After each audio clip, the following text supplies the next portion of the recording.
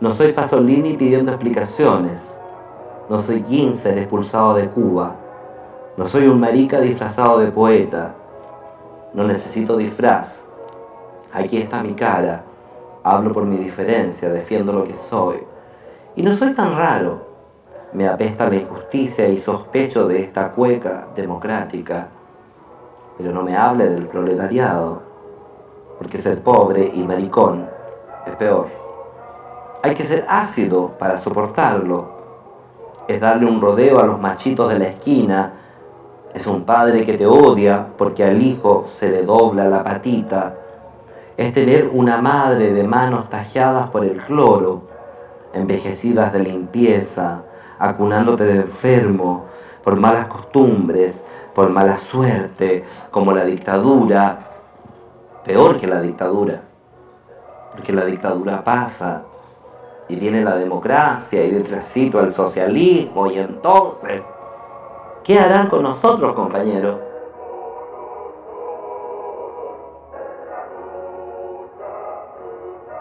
Mi hombría es aceptarme diferente. Ser cobarde es mucho más duro. Yo no pongo la otra mejilla, pongo el culo, compañero. Y esa es mi venganza. Mi hombría espera paciente que los machos se hagan viejos. Porque a esta altura del partido, la izquierda tranza su culo lacio en el Parlamento. Mi hombría fue difícil. Por eso a este tren no me subo sin saber dónde va. Yo no voy a cambiar por el marxismo que me rechazó tantas veces. No necesito cambiar. Soy más subversivo que usted. No voy a cambiar solamente porque los pobres y los ricos, a otro perro con ese hueso. Tampoco porque el capitalismo es injusto. En Nueva York los maricas se besan en la calle. Pero esa parte se la dejo a usted, que tanto le interesa que la revolución no se pudra del todo. A usted le doy este mensaje. Y no es por mí. Yo estoy viejo. Y su utopía es para las generaciones futuras, creo. Hay tantos niños que van a nacer con una alita rota. Y yo quiero que vuelen, compañero. Que su revolución les dé un pedazo de cielo rojo para que puedan volar. Gracias.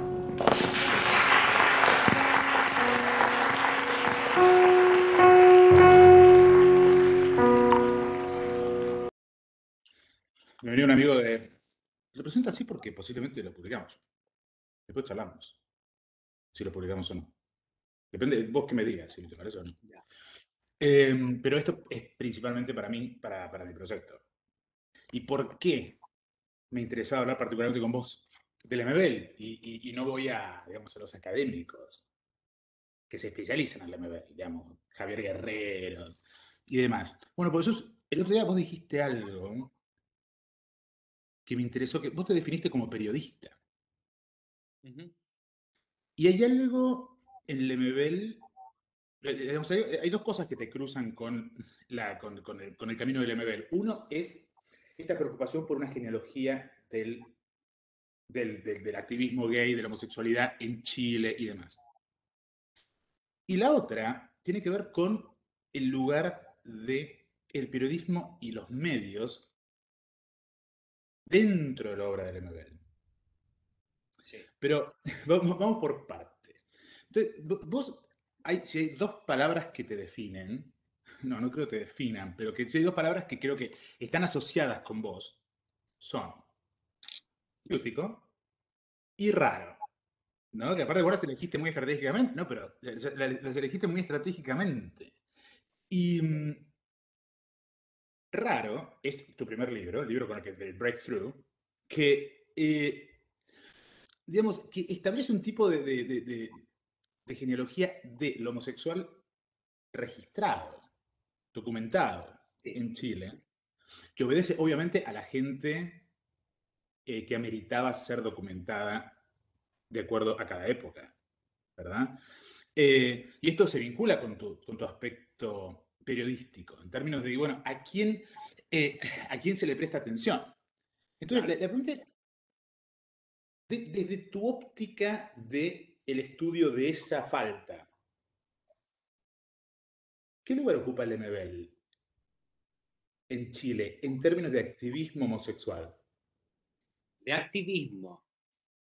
No quiero, la palabra activismo puede depender puede significar muchas cosas, pero digamos, en lugar de hacer visible a la homosexualidad y su problema, su daño. Yo creo que a fin de cuentas, el lugar del develador que se atreve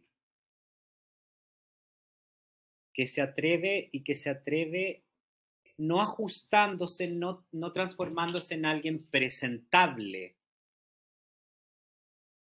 que era una forma que tenía el Claro. activismo, sobre todo en esa época, que era que no se note que tal personaje es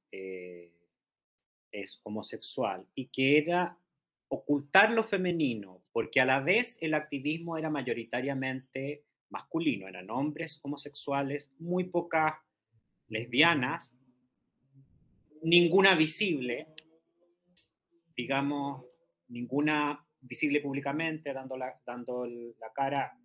Con esto no quiero hacer un juicio, sino que solamente una descripción.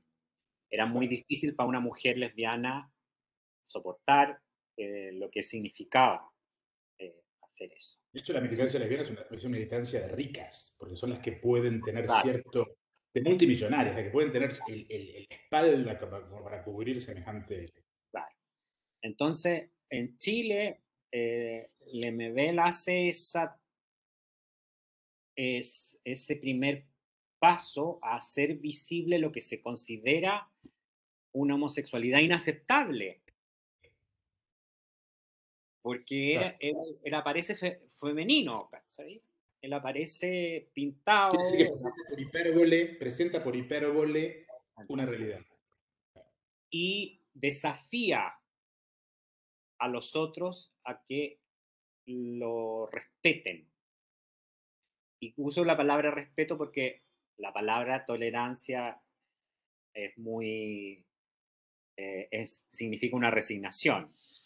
Y él no, él se presenta esa forma de homosexualidad o de ser homosexual o de ser disidente, se diría ahora, estaba totalmente fuera incluso de la concepción del activismo porque resultaba demasiado amenazante para lograr el objetivo último, que era en ese minuto la derogación de una ley que no servía para nada. O sea, La de la policía. claro, la 365, que no se usaba hacía mucho tiempo, pero que eh, fue muy difícil de modificar porque para el argumento de la mayoría conservadora que había en el Parlamento era que se necesitaba esa advertencia en la ley para decir esto no se puede. Claro. Entonces, Lemebel desafía. Era en realidad no era algo, una invocación, sino que era en realidad una criminalización, digamos, Una material. criminalización, claro. Claro. La criminalización de la homosexualidad masculina. Claro, que te podían llevar sin pedirte nada, sin que hicieras nada, solo por parecerlo. No, no, no, no. No, en el caso de la sodomía, que era la 365, era el acto sexual que no se definía solamente por sodomía. No se decía qué era eso. O sea que Eh, eso es una ley de la, Inquisición. la, la, 18. la ley, el resquicio legal que se usaba para detener era la detención por sospecha. Pero, y dentro de la detención por sospecha podía caber cualquier cosa, era juicio del policía que, digamos que el discernimiento de un policía en esa época, después de dictadura, no era algo que diera algún grado de confiabilidad. Bueno, después tampoco, mucho después tampoco, pero entonces te podían detener, como detuvieron, me acuerdo, a una artista que se llama Bruna Trufa, la Bruna, que iba una vez 12 del día en el metro y la Bruna tiene unos rasgos muy particulares y ella usaba el pelo muy corto. ella es heterosexual, entonces tiene unos rasgos muy particulares, usaba el pelo muy corto y se ponía una impermeable. Y la detiene un carabinero en el metro, en el tren subterráneo, porque piensa que es una travesti en el tren subterráneo, una cosa rarísima. Y Bruna iba, no sé, volvía de la universidad o algo así, pinta New Wave, 80s, Claro, y le dice, no, si yo no soy travesti. claro. Pinta New Wave, ese era Claro, entonces, oh, digamos que en el caso de una travesti de verdad, real, digamos, o de un homosexual que tuviera cierto grado de, no sé, de afeminamiento evidente en la calle, un, era perfectamente posible que un carabinero, si se le venía en gana, detuviera a esa persona. claro. Pero como detenían a un punky, a un panqueta, o a una mujer que iba con pinta New Wave en los años 80. Entonces eran dos Ahí cosas. estudiaste la Era, era, juventud. un, era un Pero ambiente. escucha, ¿Mm? vos ahí estudiaste la juventud. Una pregunta específica respecto a esto que dijiste recién. ¿El punk era también detenido? Porque, por ejemplo, en la Argentina había una suerte de, en el caso específico de la Policía Federal, en el 86 al 89, ponele, del 84 al 89, en donde había enfrentamientos afuera de los bares del underground entre punks y neonazis o skinheads. Y los skinheads estaban como en asociación con la policía contra los Ya. punks. Esto en Chile, ¿sabes si? Porque Sí, debe haber mucho de eso. esto apareció, las disputas, como en términos de pandilla, ¿no? En la lógica de pandilla entre panquetas y neonazis más de los 90, hacia Sí. más reciente. Más Y, tarde en Chile, más tarde, claro. claro, y en el caso de los neonazis, el polo eran los antifascistas, panquetas, que se visten muy parecido, excepto Al determinados New Wave. símbolos que en el código uno se da cuenta qué es qué, pero con muertes, o sea, particularmente ¿Qué en un sería lugar, parecido a quién? ¿Quién a quién? La panqueta de a. panqueta al antifascista, en la estética, Ok. con ese, y para diferenciarse claramente, porque podían ser dos vecinos, y tú comprenderás que dos vecinos no hay mucha diferencia, porque no, el neonazi en Chile puede ser perfectamente una persona mestiza morena. Claro, claro, claro, claro. Entonces no es racial el punto. Para diferenciarse usan determinados códigos. Eh, los tirantes que se ponen, si están abajo, si están arriba, la bandera chilena al revés en el caso de los antifascistas. La bandera chilena, bandera, digamos, convencional en el caso de los fascistas. Entonces, esos pequeños códigos y se mueven por la ciudad en la periferia. Y un lugar de enfrentamiento fue el Persa Bio Bio, que es como el lugar, un baratillo enorme, eh, Baratillo. baratillo de venta de cosas usadas, eh, como, como lo que hacen en los fines de semana en Una feria Londres, de. Sí, claro, una feria de usar, bazar. claro, como el Es de antigüedad. rastro, pero enorme en este caso. Y ahí se enfrentaron una vez, hubo cuchillazo y después hubo un muerto neonazi asesinado por unos antifascistas, etcétera. Entonces, ese cuento existió, pero más hacia los 90 para adelante, cuando empiezan a aparecer más las pandillas neonazis. Ok. Las peleas en los 80 eran entre Panqueta y New Wave, ponte tú, pero no llegaban a... Eran peleas como pueden ser... Los 80 todavía eran muy dominados por Pinochet. No, los 80 Sí, había mucho sí. orden. No, no, Claro. claro, era muy seguro salir a la calle.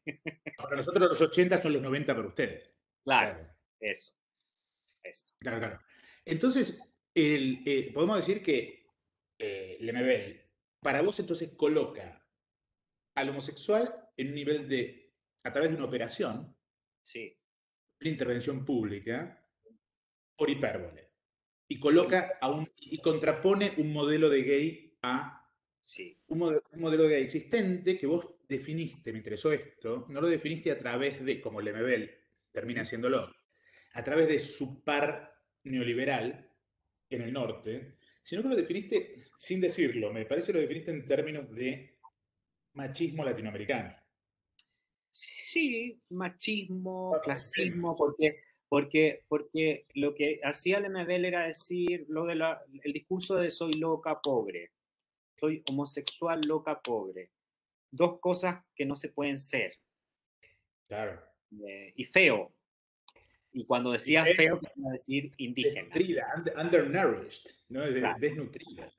desnutría. Porque, Me llama la atención el tema de la alimentación. Muchas veces, ahora que me lo mencionas, muchas veces lo yo trabajo tocaba, con eso. el Sí, tema de la ¿sabes? mala alimentación.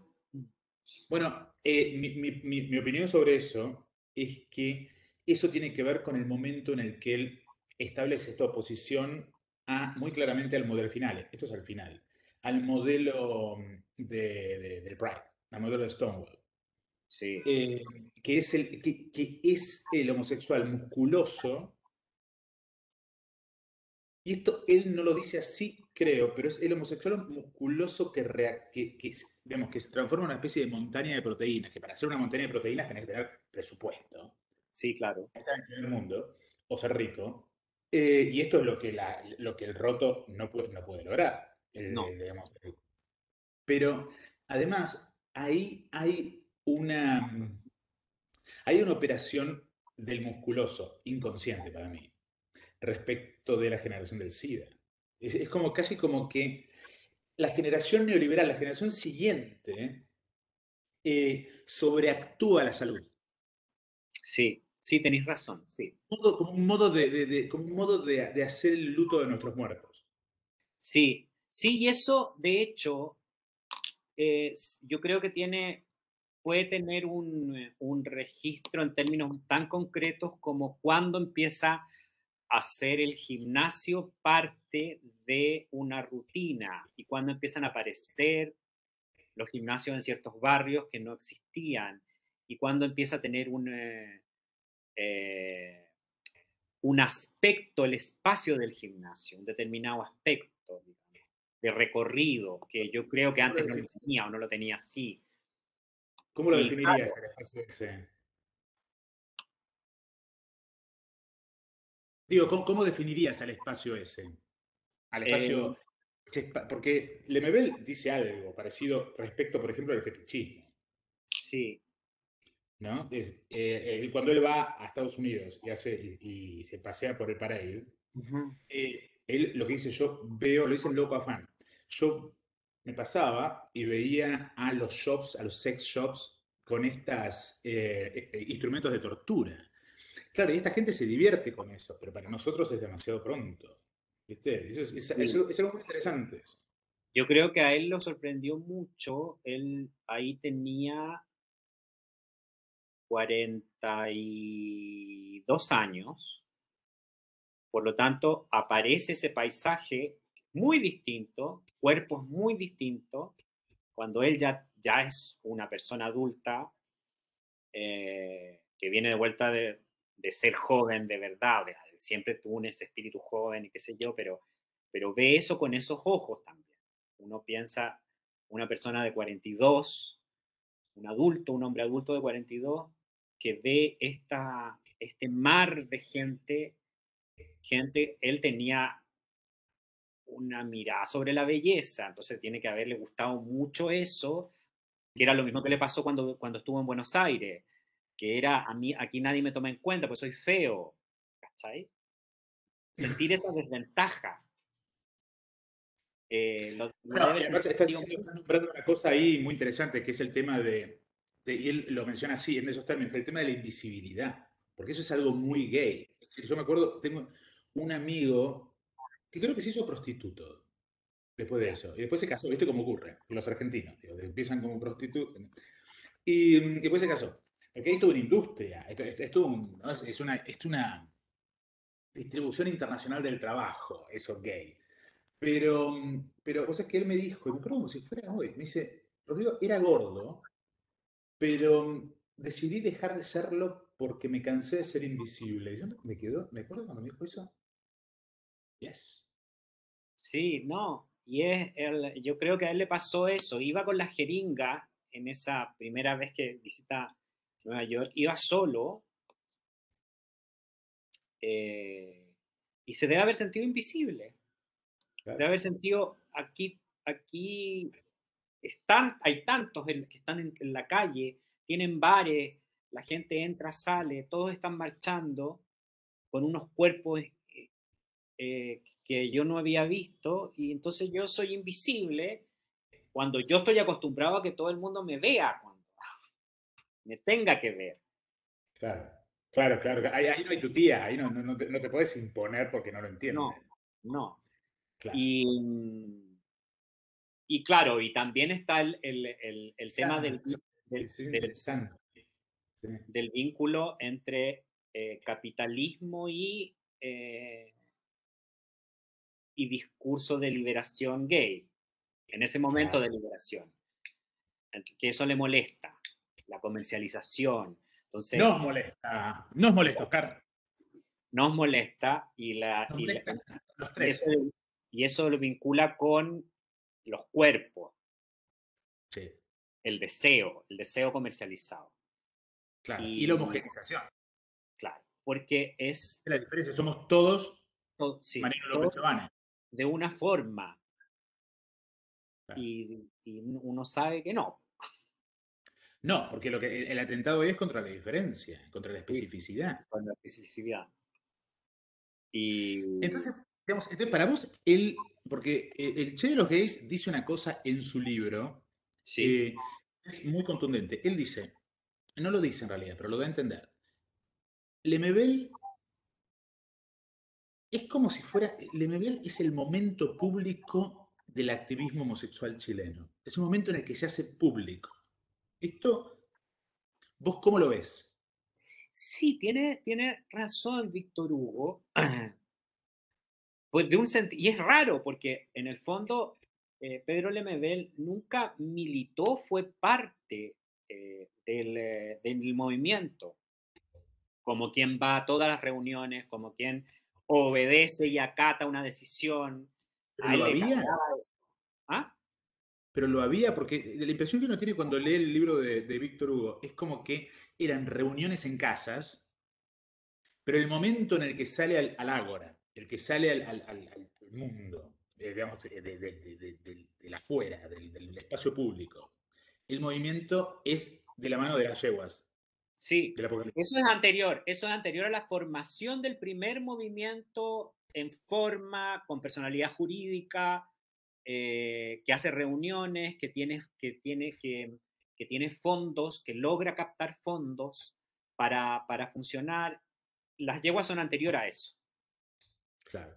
Ellas, y uno lo dice así, Sí, claro. Francisco Como Casa y tú me Pedro tenés que Lemebel, referir a mí como ella. Claro. fueron fueron anteriores al móvil y anteriores a que se concibiera una idea de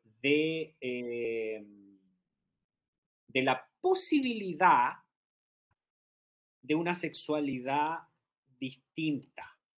Claro. Porque incluso en los 90, para hablar de homosexualidad, se tenía que aparecer públicamente como una persona,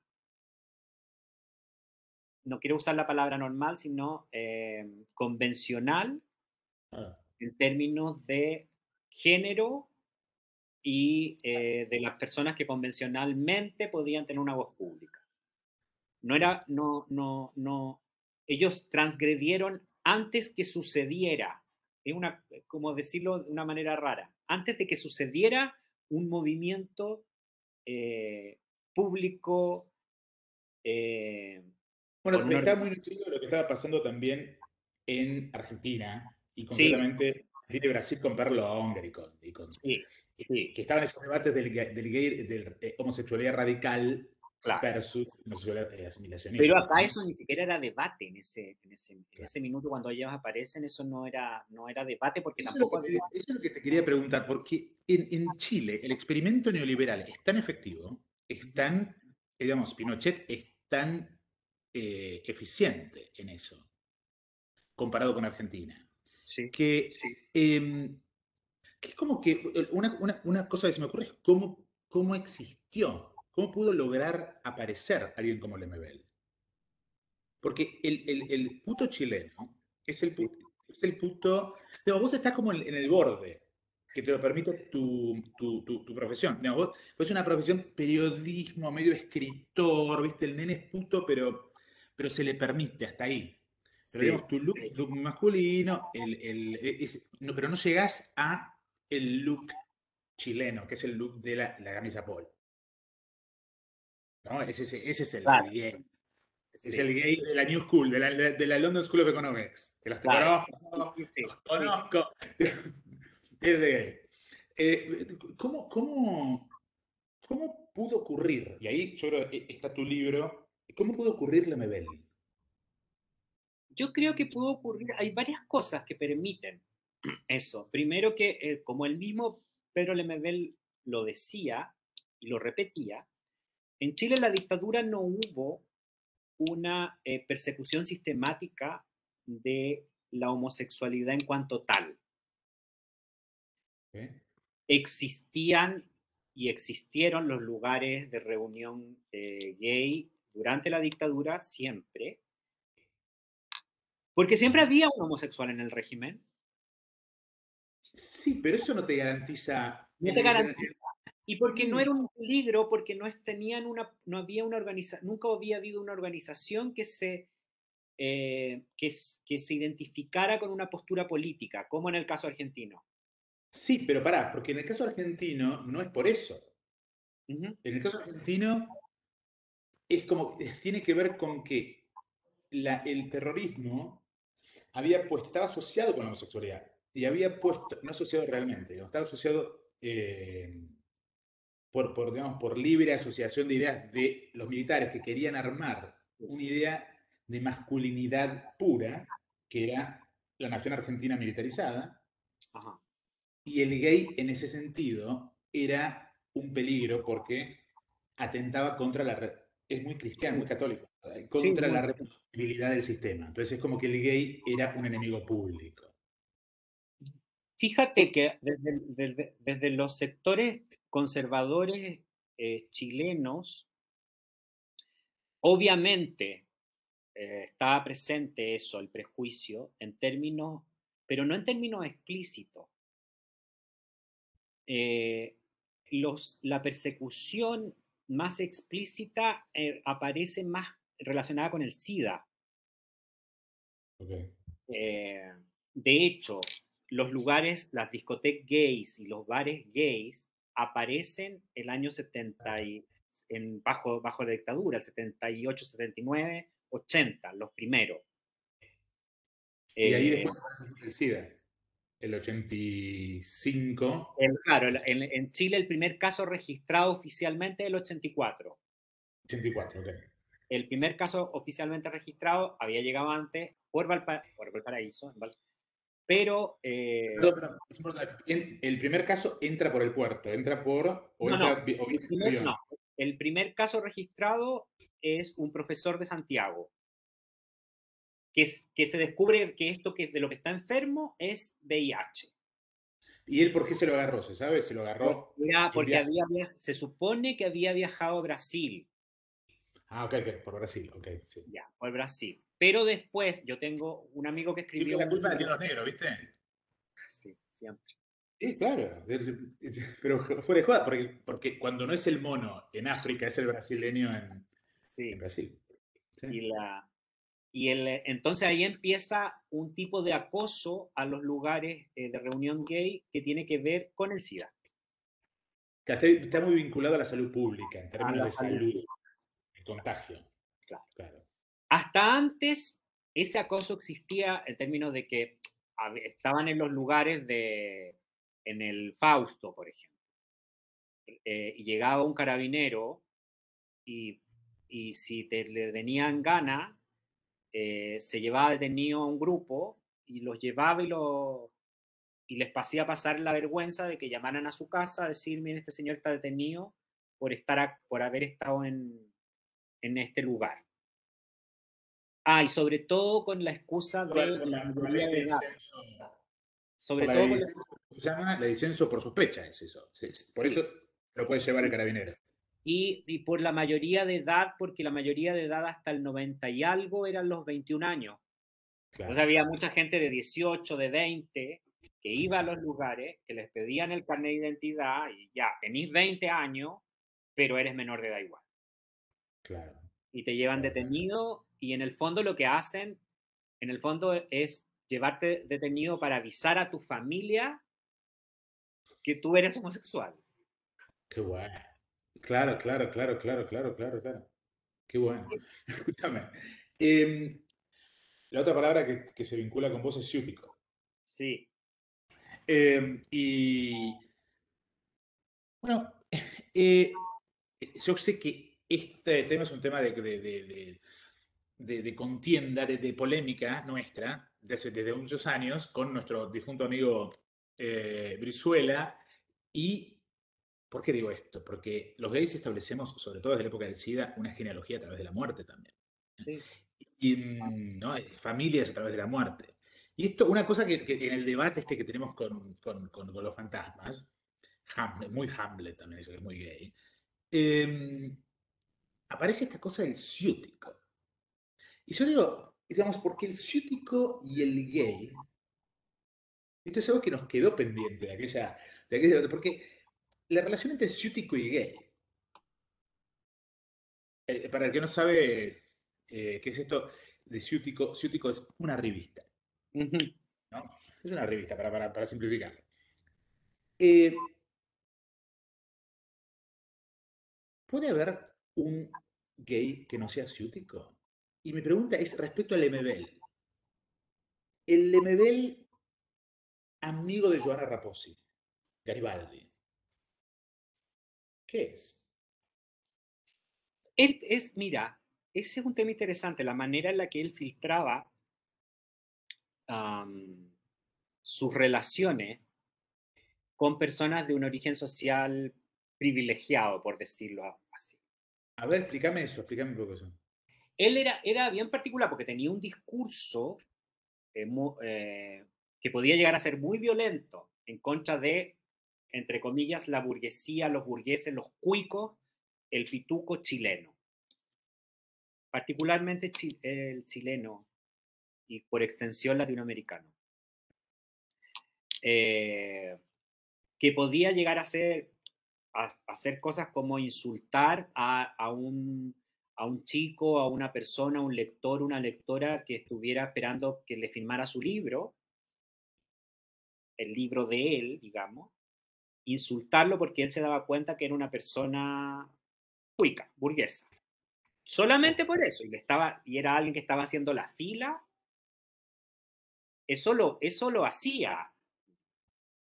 Pero por otro lado, él fue muy amigo y le abrió las puertas de su casa, que cuando digo abrirle las puertas de su casa significaba, por ejemplo, llevarlo al departamento del blog a conocer a su madre, que era ya cuando o sea, si te presentaba a su mamá, era que te tenía confianza.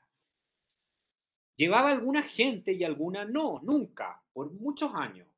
Y entre los que llevó, había gente muy cuica.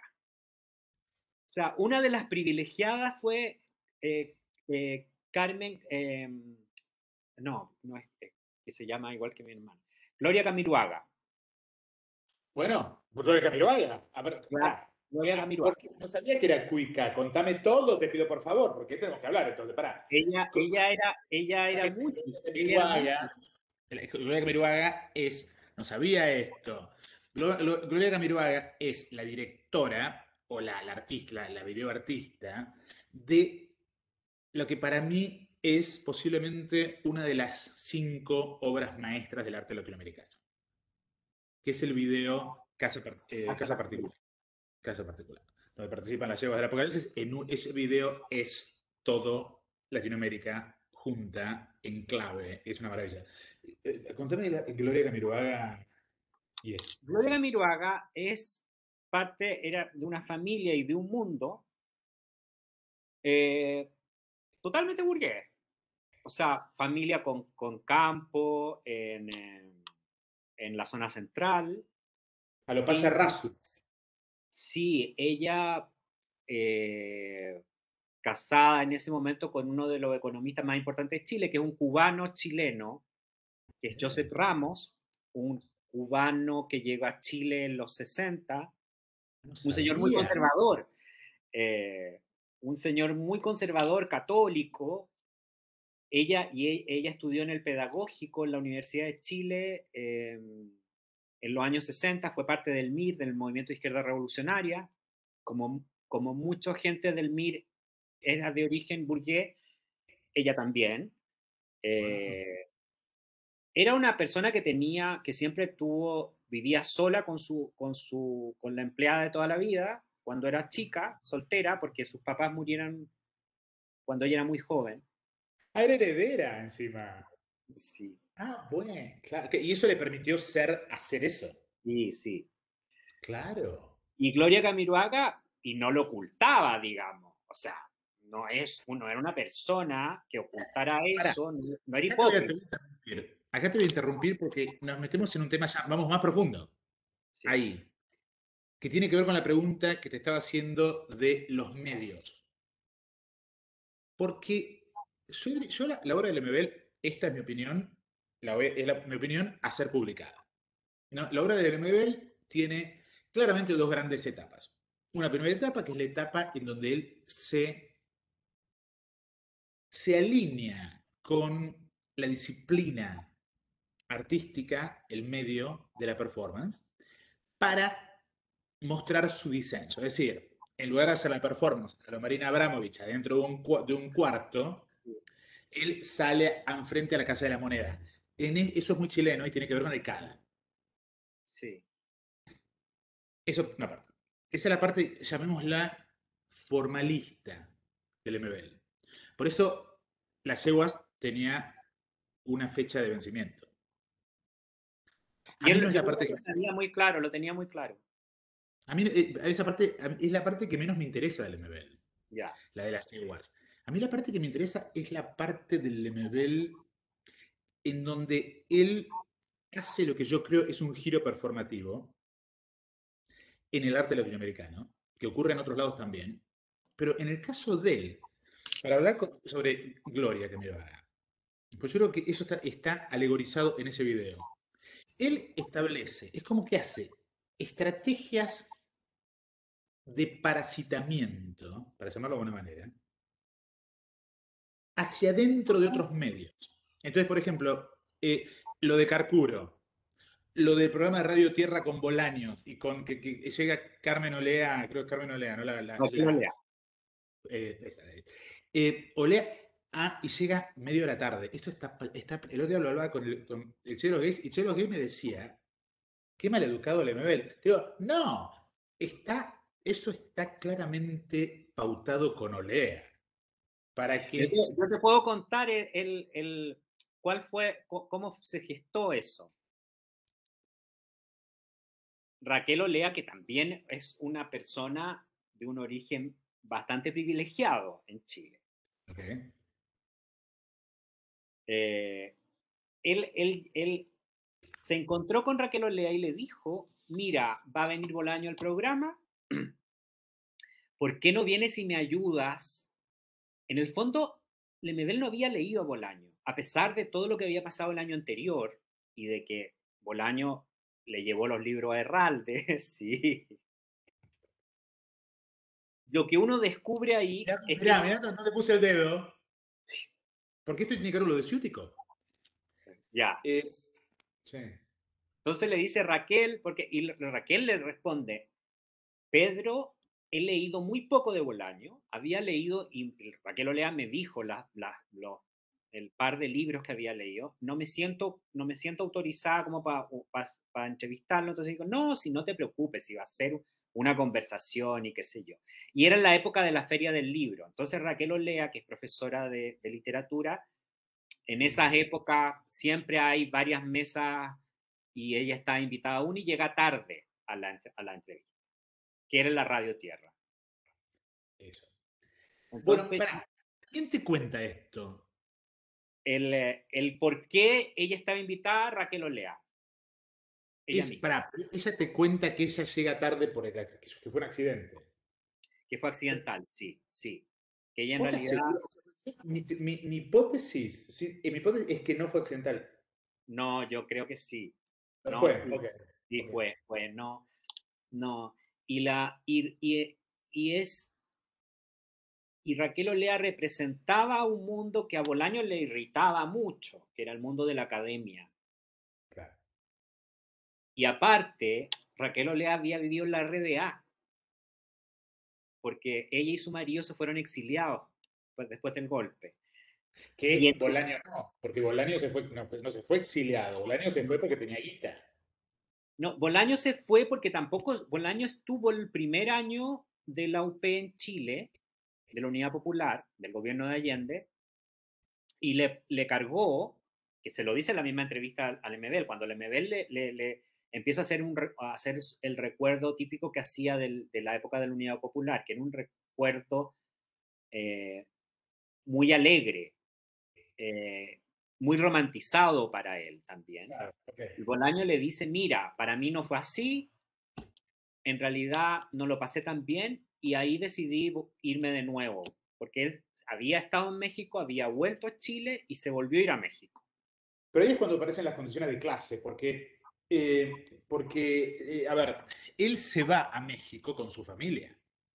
Sí, pero no, pero la familia de Bolaño no era una familia era una familia de clase media eh, no Okay. acomodada. No era una familia burguesa. Porque acá estamos tocando entonces un punto, un nervio, porque claro, cuando yo te pienso a vos, uno no sabe qué pensar. ¿No? No, bueno, porque vos sos más Bolaño que Lemebel. En qué término? Ah, bueno, En sí, términos de que vos representás más el mundo de la concertación. En sí, términos del acuerdo, en términos de ¿entendés? Y porque además creo que hasta socialmente no venís de los márgenes. Digamos, no tenés nada. Lo único marginal es que sos puto. Y cuando ya no es ser marginal, es ser mainstream ser puto. sí. Aparte, vos sos O puto sea, medio sí, yo mainstream. no, Puto tampoco, gordo, dos yo no niego eso, digamos, ¿no? no te digo lo niegues. Lo que digo, lo que me interesa es tu posición, tu posicionamiento en este debate. ¿Por qué? Porque el debate, yo creo que el debate Lemebel Bolaño es un debate que atraviesa el centro del debate artístico chileno. sí, Hay un tema acá que es Nocturno de Chile. Nocturno de Chile, hay una escena que es la que ya comentamos en otro momento. Pero esa escena, en realidad, se dispara cuando aparece el rumor, que vos esto lo debes saber mejor que yo, de que la persona, la mujer esposa de la Dina, que era la mujer que organizaba esos eventos y de cosas, en realidad era una, ¿cómo se llama? ¿Cómo se llama en literatura? Una figura retórica. Estaba alegorizando o representando a Damiela el Tit. No, espera. Ahí estás. ¿sí están? Ya. Ahí está. Repito, te repito, que La mujer que estaba, que era la que organizaba las soirées en la casa, esa, donde se hacían Mariana conciertos. Calleja. Mariana Calleja, en realidad, era una mención indexical desviada a lo catacresis, para usar un concepto así como complicado, académico, retórico, de Daniel Eltit. Y esto ocurre, sí, esto ocurre cuando él hace en una entrevista, hace un comentario sobre esto. Es decir, como que había un rumor y él medio como que lo confirma, pero lo confirma como un chiste. Y en ese momento, esto estamos hablando de la publicación, de Nocturno de Sí, Chile. En ese momento, el mundo, él lo que señala es Alcada como la verdadera élite. Es decir, y lo que trae y lo que termina diciendo Bolani de alguna forma es buena. Eh, yo me tuve que ir. Ustedes fueron los que se quedaron. Se hacen los modernos, pero alguien los dejó ser modernos. ¿No? Es decir, y esto plantea desde el otro lado al MBL que en esa entrevista de la radio le dice claramente, le dice, bueno, ¿qué crees que hicieran los que se quedaron acá? Si tenían posiblemente para poder comer, tenían que ir a la soirée para vender un poema, digamos, para que le publiquen un poema o para hacer, si no eras rico, ¿qué claro. eras? Entonces ahí aparece la condición de clase. Él trae, como se pone sobre la mesa, dos cosas, Lemebel ahí. El maniqueísmo ¿no? El culpable es el que se quedó y Sí. ¿no? Y el libre es el que se fue, ¿no? El que merece todo el privilegio es el que se fue, el moral. Y por otro lado tenés a esta cosa ¿no? El mundo del arte como un lugar sospechado por serlo. Porque esto es lo que plantea Bolaño, de alguna forma. Es decir, la complicidad del mundo del arte como cortina de humo simbólica que le permitía al gobierno desviar la atención, qué sé yo. Cuando se mete ahí en el medio de todo este debate, el CADA, que es lo que menos se te ocurre meter en eso, porque vos podés hablar entonces de eso, la ópera, todo eso, Sí. el clasicismo, pero no el CADA. Y es Bolaño mismo el que trae el CADA. Y ahí los términos de la discusión son otros. Porque es, bueno, vos decís que te fuiste, pero en realidad no te fuiste porque te exiliaron. Te fuiste porque quisiste, te fuiste de turismo si querés. Yo, la verdad, creo que Lemebel en esas sugerencias eh, fue tremendamente injusto. Eso es lo que. Sos bolanista, claro, claro, claro. Sos Fue, bolanista. fue tremendamente injusto porque eh, porque la situación para todos no era la misma en términos de pertenencia, por ejemplo, política, para irse o no irse. Sí. Eh, Porque aparte la gente del CADA venía de una generación anterior, Claro. venía con una formación anterior. Tenían, sí, es cierto, una pertenencia de clase, ya que lo asumimos directamente, distinta a la de Pedro Lemebel o Francisco Casa.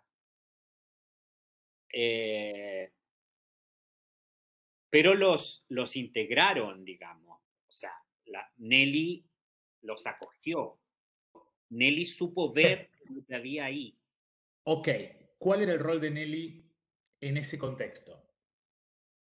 El rol, no solamente el rol como la crítica que trajo digamos, a la teoría posmoderna y la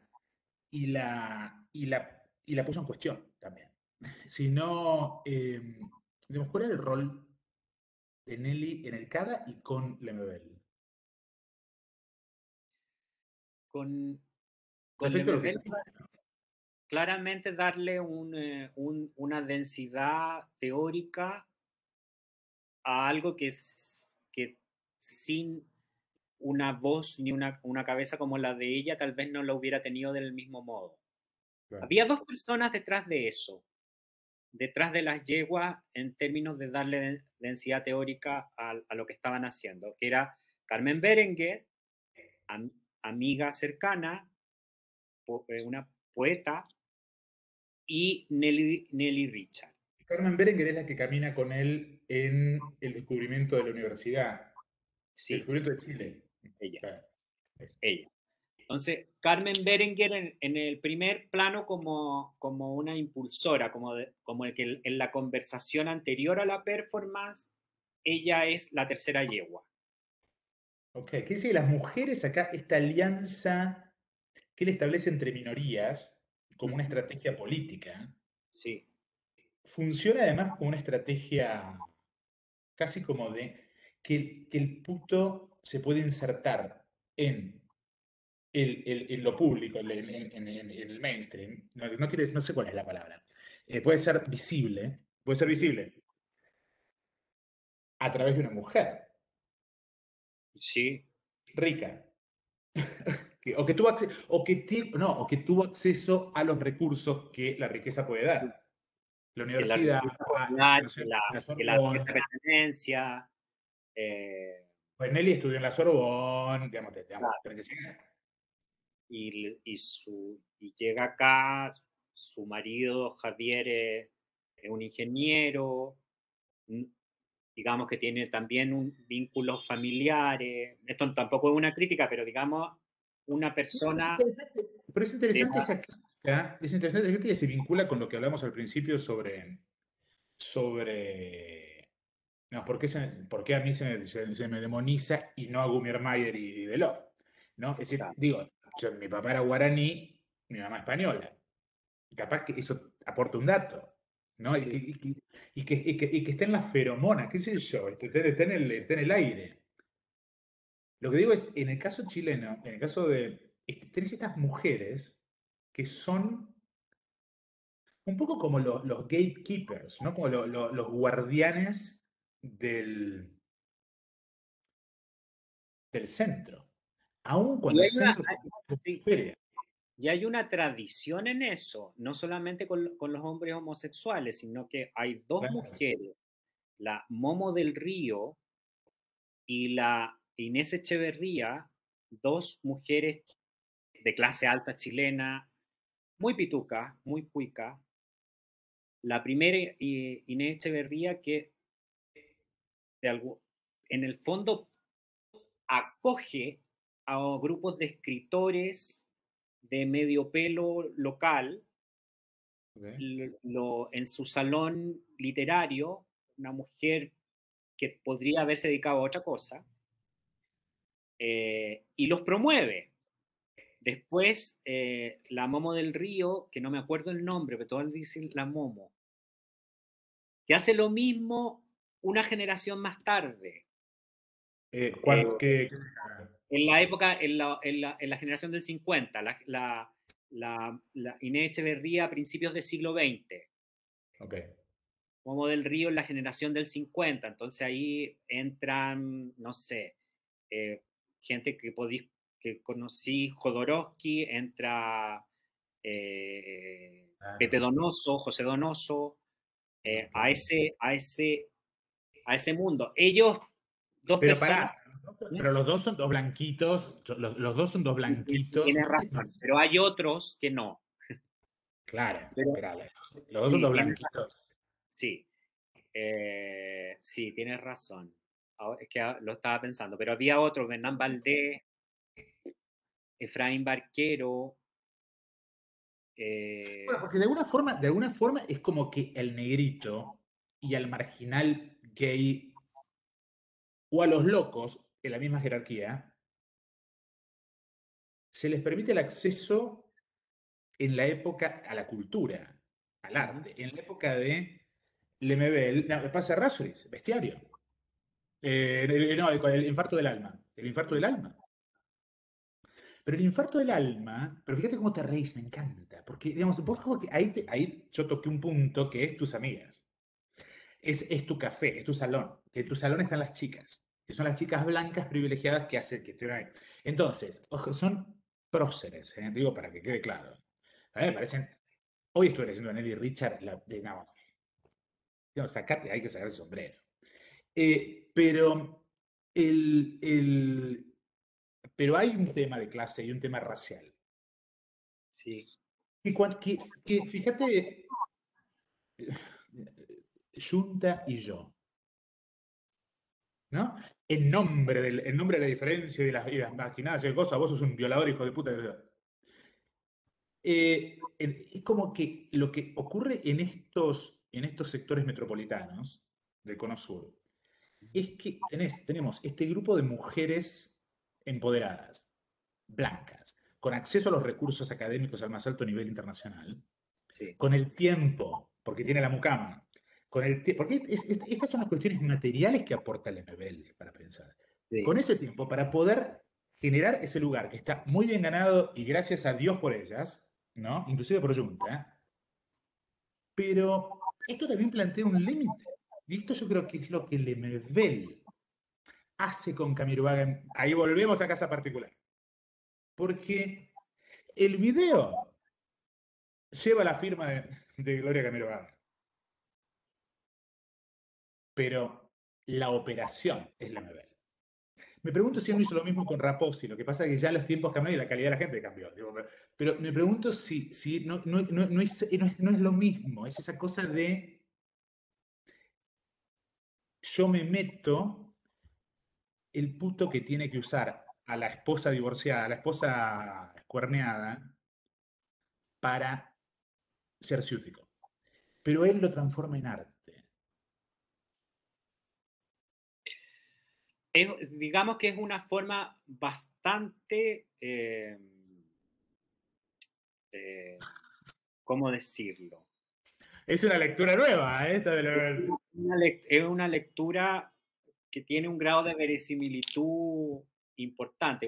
Y sí, es una lectura en términos como de género, de clase, de Y es muy estrategia. válido para entender un arte gay, porque, o una operación homosexual radical, porque él lo que está haciendo es dando vuelta a los términos del, del relacionamiento homosexual con la unidad familiar celular.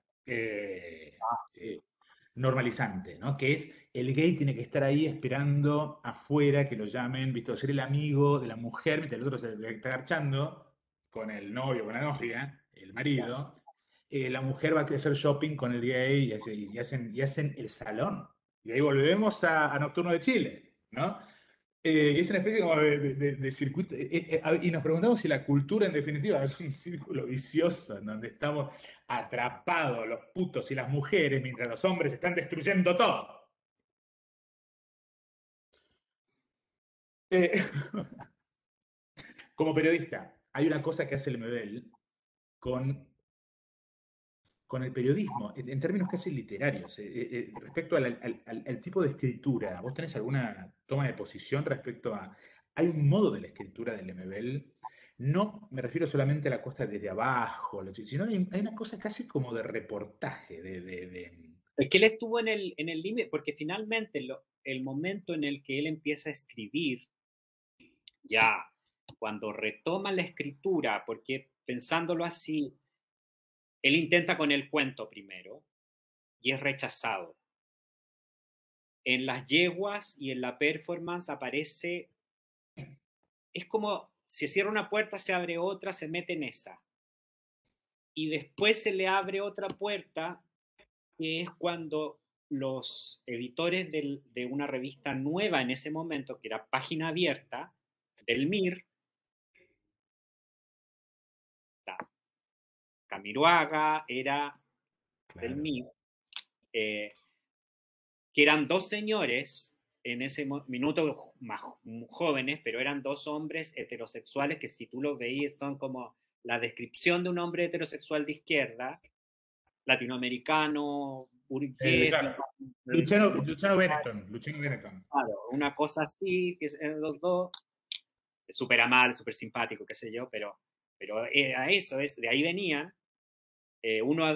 Los dos habían estado exiliados viviendo fuera, vuelven y quieren hacer una revista distinta a la revista que ya existía del MIR, que era Punto Final se llama, que todavía existe. Y le ponen página abierta, que la idea era tomar como temas que la izquierda no había tomado hasta ese minuto. Se adelantaron. Es como punto de vista de Beatriz Sarlo en Argentina. Claro, eso. De hecho, yo creo que hubo mucha influencia. Bueno, porque bueno, Nelly dialoga casi directamente con Sarlo. Y Sí. hasta que llega a criticarla abiertamente. Le aclaro a la gente respecto de que para Beatriz Sarlo, el problema de... ¿cuál es el problema? El problema es que en el seno del multiculturalismo, en el nombre de multiculturalismo, la teoría crítica y la cultura te presentan a la crítica de arte como haciendo una nueva división internacional del trabajo, en donde la periferia se encarga de ser lo diferente y lo distintivo. Entonces vete los chilenos y la pobreza, los argentinos y la violencia, y el centro es el generador de abstracciones, Derrida, ¿no? Es decir, ellos son como la cabeza y nosotros somos la parte de la experiencia, que siempre es la parte femenina o material. Y bueno, para las dos están de acuerdo que esto está mal y está mal, está pésimo. Pero para Sarlo, la cuestión es más una cuestión de recomponer el valor del arte como tema diferenciado. ¿Sí? Para ella sigue siendo una modernista, mientras que para Nelly no es una cuestión de valor, sino que es una cuestión más de estrategia semántica, digamos, operación sobre la realidad. Pero a través del discurso, no a través de la materia. Y ahí es donde aparece Lemebel, que yo creo que rebalsa el dique Nelly Richardiana y se queda corta. Y ahí se necesitan nuevas voces. Pero digamos, Nelly es semiótica, no es un análisis semiótico en definitiva. Sí. Pero me estoy poniendo muy, muy, muy oscuro. Última pregunta para dejarte un poco intenso. Se te puse nervioso con lo de las chicas, ¿no? Te pongo chicas, a Nelly, sobre todo que es mi amiga, que me ninguneó. No, yo te quiero y te respeto. Espera, te pregunté de esto de los medios. Bueno, con Lemebel hay un nuevo modo de performance artística, en términos de que el tipo empieza a operar en un momento, en la época post-yeguas, ¿eh? Con las yeguas la performance es corporizada, el cuerpo está ahí. Con Carcuro es poner el cuerpo en un momento de desmaterialización, en varios sentidos. Porque esa entrevista es la desmaterialización del medio, porque es la televisión, pero también la desmaterialización de la hermana, a través del olvido. Entonces, digamos, y él es como que comienza un tipo de giro performativo que no existía, no podía existir en sociedades como las nuestras. Digamos, es decir, eso en Estados Unidos es espectáculo, acá no. Lo de Carcuro no fue espectáculo. No. ¿Qué opinión tenés desde ese? Porque vos tenés ese lugar, digamos, de cornisa cultural. Entonces, como que a través tuyo se puede sentir la materialidad del escándalo en Chile. Sí.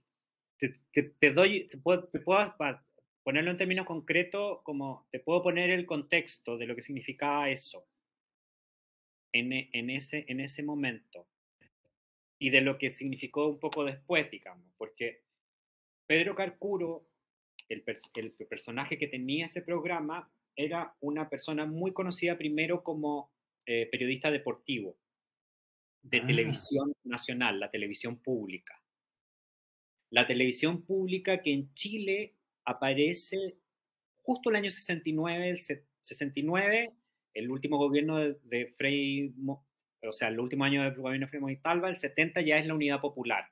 Entonces, la televisión en Chile, que empieza muy tarde en relación a Latinoamérica en general, por razones políticas y económicas, y que el primero que trajo aparatos de televisión fue Perón, antes, mucho antes. Que lo amamos. Ya. A papá. Perón. Ya. Entonces, él llega Pedro Carcuro está en la televisión pública en el año 70, durante la Unidad Popular, ya es conocido y después continúa durante la dictadura siendo muy conocido, siempre como periodista deportivo en los típicos programas donde se transmite fútbol y es la persona que presenta, qué sé yo, que comenta, y después en los programas deportivos y en el noticiero, es el típico hombre, era el típico hombre ancla del segmento deportivo del noticiero. Y en los 90, porque, no, dale. Ya, y en los 90 da un giro porque el canal le asigna, como ya es tan conocido, qué sé yo, le crea un programa un programa entre de conversación y espectáculo. Entonces, el típico programa donde llega un artista, conversan un poco, canta, después conversan con otro o con personajes de la actualidad, qué sé yo. Y ese programa en ese minuto era el que tenía los más altos niveles de audiencia. Ok. ¿Cómo se llama? De pe a pa. De pe a pa. De pe a pa. Y Que era Hola Susana, digamos. sí, sí, sí. Pero menos pelotudo, pero menos pelotudo. No lo sé. Ahí ya No, pero en términos de, era muy, porque en Argentina es todo un género. yo creo que había menos conversación que no la Susana. Y no iba en la noche. Iba en la noche. Pero ¿qué había? Contame qué había en De Pe a Pa. Dame la estructura Por del programa. ejemplo, en esa edición estuvo Romina Power, ¿te acordáis? ¿Cómo no me acordaba? Romina Power, me vuelvo Ah, bueno, loca. no sé, po. Me estás Romina jodiendo. Power, que se había desaparecido la hija hacía un tiempo. ¿Te acordás de todo ese lío de que ya había una... Somos una generación cagada a palos. Sí, sí, cagado. Qué bárbaro. Entonces conversó con Romina Power y con una actriz chilena y con alguien más y Lemebel iba como el segmento... y Cristian Castro, el cantante, estaba en esa. Ya. Digamos, esa era la mezcla que se hacía. Ok. Susana Jiménez, Susana, claro, está bien. Ya. Es esa cosa. Pero en la noche, porque Lola Susana era como bueno, Se mudaba de. ya. Entonces y entonces Pedro Carcuro le piden ir, negocia ir, eh, exige un par de cosas, como por ejemplo que esté en su libro editado en Herralde recién, editado por Herralde recién en anagrama, el Loco Afán. Entonces el libro que se muestra es la edición anagrama de Loco Afán, no la edición chilena que había salido en LOM hacía un par de años. ¿What? Bueno, porque una de las cosas que él acusa a Bolaño es que tu lectura, y muy informada del MBL, digamos, es una lectura más. Vos lo ves al MBL como una figura más conservadora de lo que se lo presenta. Digo, porque hay dos dimensiones acá. Por un lado está la lectura que hicimos antes de él interviniendo, porque yo desde una postura más radical digo, él está transformando esto en operación artística para ironizarlo, lo de las blancas Nelly Richards. Y vos lo que decís es, no, ojo, él se aprovecha de ella. Digamos, no se aprovecha. Él hace lo que hace un puto para sobrevivir. No, me gusta esta conversación. Es profunda, ¿eh? Entonces, ese es un primer punto. Él hace una serie de exigencias. Se las acepta.